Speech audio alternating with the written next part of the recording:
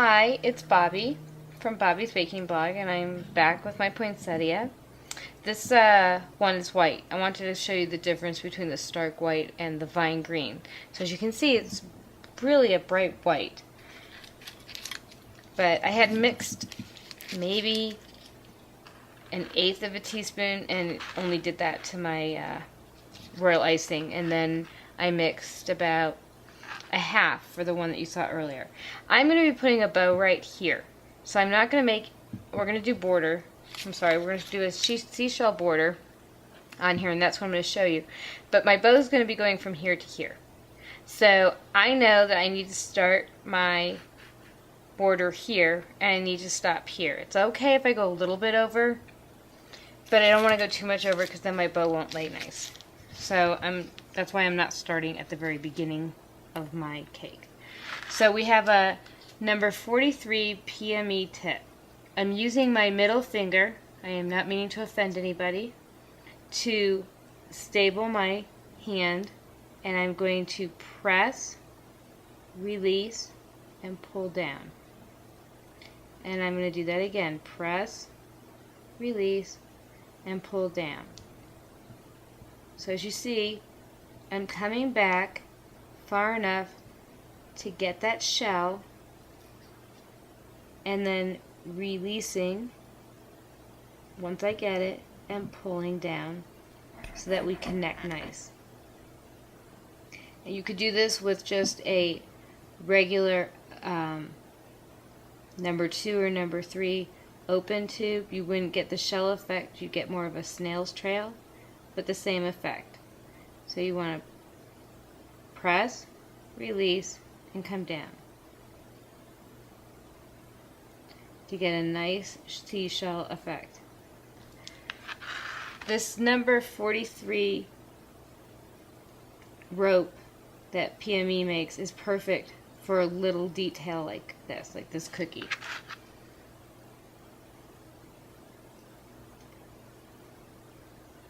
And since I'm using a fancy square, the rope's just a little too thick to make an actual rope.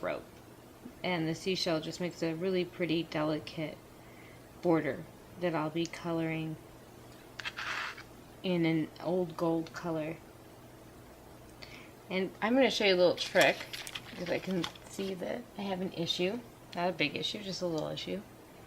Right here, I didn't come down the right way. So I'm tucking him in, and nobody will know. And all I did was dip that was just a regular MAC cosmetic brush. I think it's for your eyes. I don't know, I've never used it on anything but cake decorating. And I dipped it in water very lightly, and then just pressed that down. So I'm going around the cookie. It's a pretty fast border to do.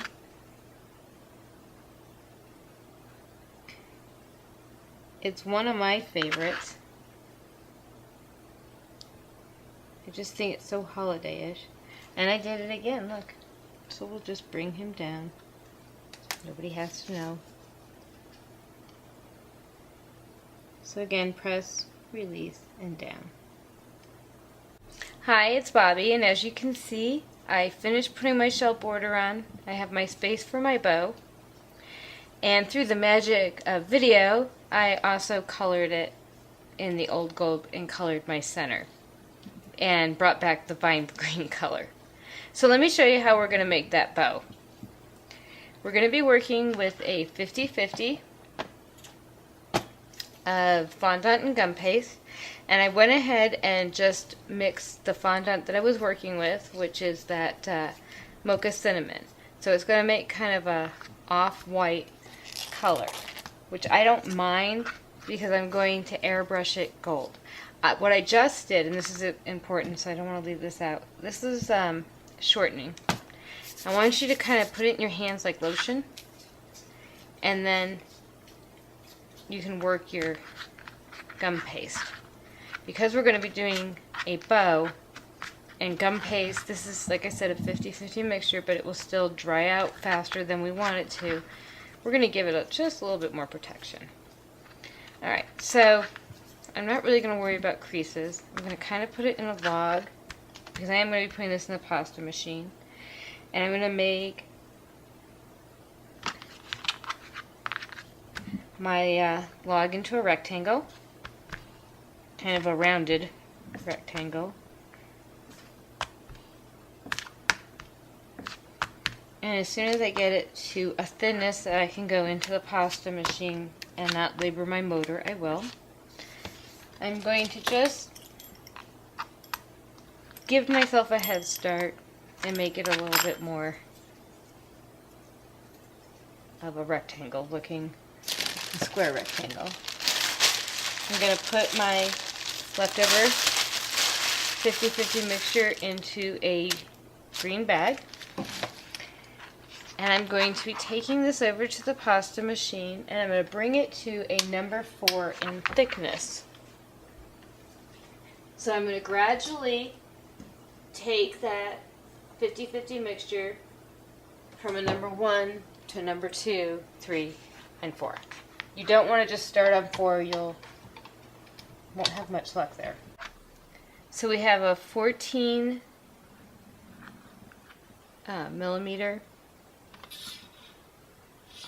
centimeters, excuse me, 14 centimeter rectangle that I'm going to just fold in half so I know that my bow will be even. I'm transferring it to a nice foam pad. Let me make this even again. So now we have the center of our bow, which will be right here. What I'm going to do is pick it up, make a well in the center, and bring the sides out. So you have your beginning of your bow shape. And then all you need from there is some water,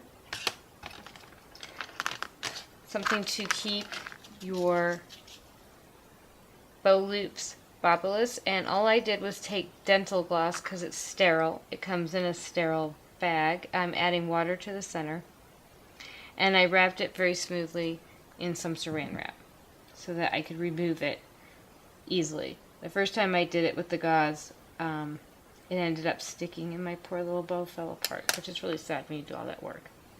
You want just a very little bit of water. You're going to do the same exact movement where you bring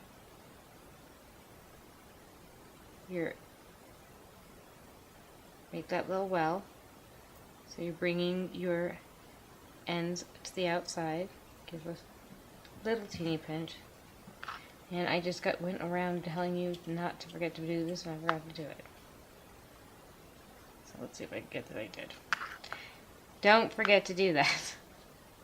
I got so into explaining how I made them that I forgot to put them in. Like the absentee professor I am.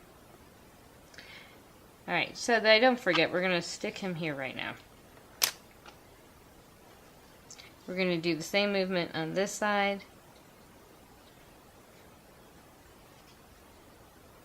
where the ends come down and out, and we're going to meet them right up where they need to be. You want to use a very little amount of water. In fact, my hands have a little water on it, so I'm going to take a little cornstarch.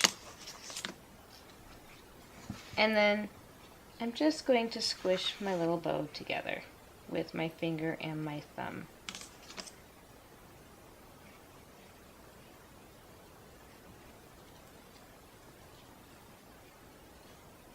So now we have the main structure of our bow.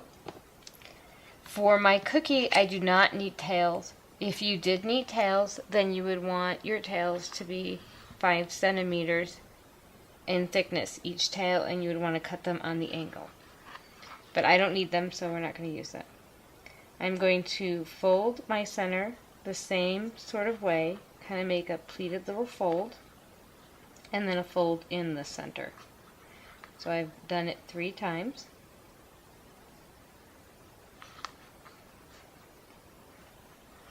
You can't see those edges. You have a beautiful little knot going on here. I'll bring it back to my foam, I'm going to just wet the back slightly.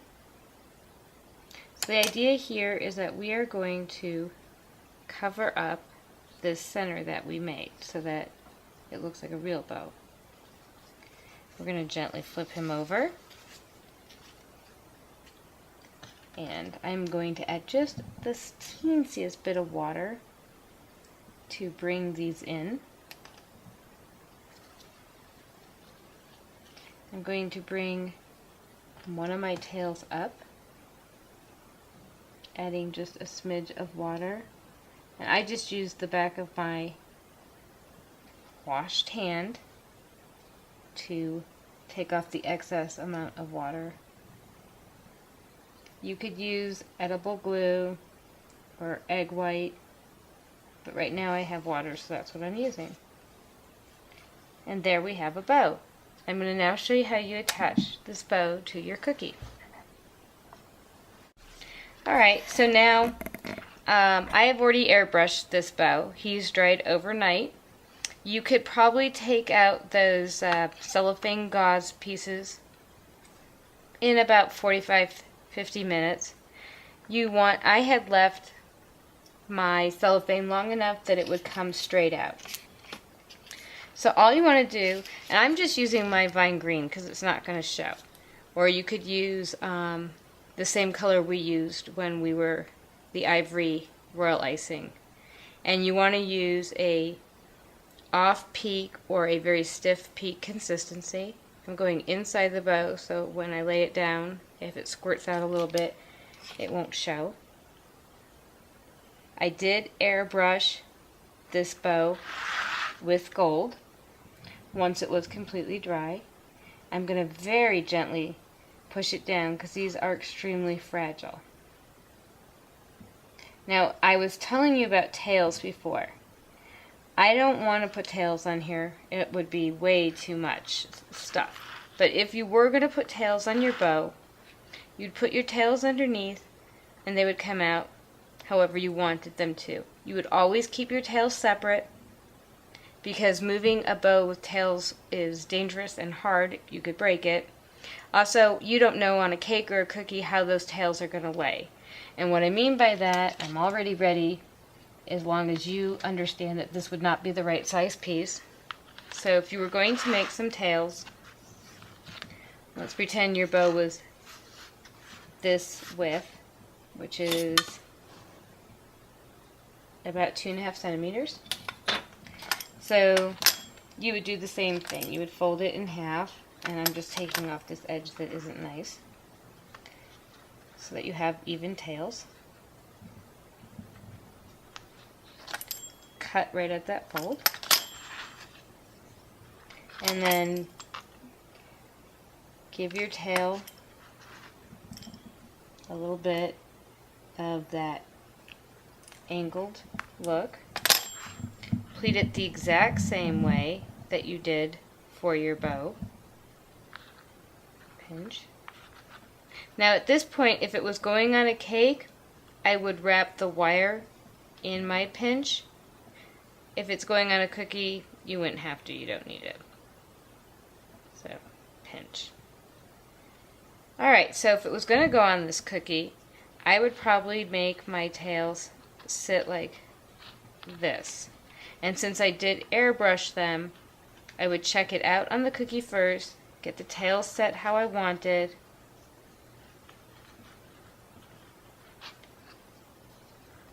so it would have some movement,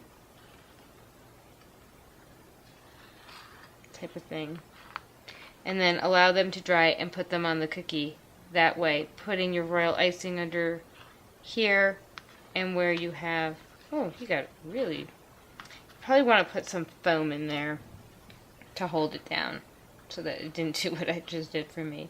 And you can add as much movement as you want, or wave type of thing, and just let it dry, airbrush it, and do the same thing with the royal icing on the cookies. So that's how you would do your tails. Thank you.